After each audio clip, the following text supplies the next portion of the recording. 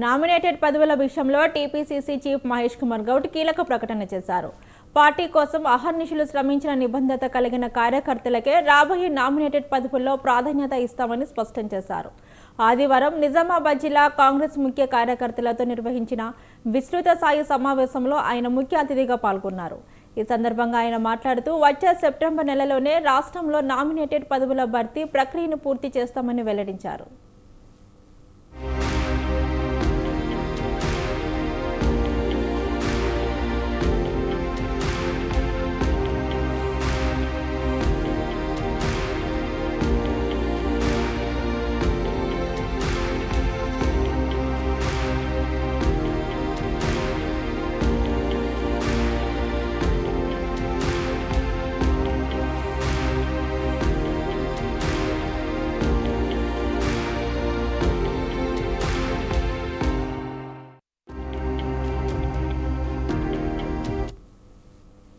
భర్తీ చేయబోయే మొత్తం పదవుల్లోని 80% గతంలో పార్టీకి అండగా నిలిచి కష్టపడిన పాత కార్యకర్తలకే కేటాయిస్తామని మహేష్ కుమార్ గౌడ్ తేల్చి చెప్పారు.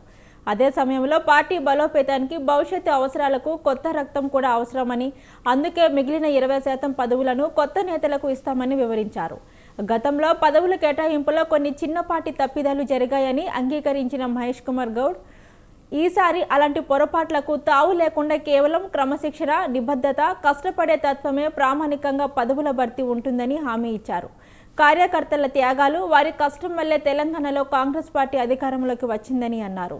ఇదే ఉత్సాహంతో ప్రజా సంక్షేమ కార్యక్రమాలను ప్రజల్లోకి తీసుకెళ్తూ రాబోయే శాసనసభ ఎన్నికల్లో 100కు పైగా స్థానాలు గెలుచుకొని మళ్లీ కాంగ్రెస్ ప్రభుత్వాన్ని ఏర్పాటు చేస్తామని ధీమా వ్యక్తం చేశారు.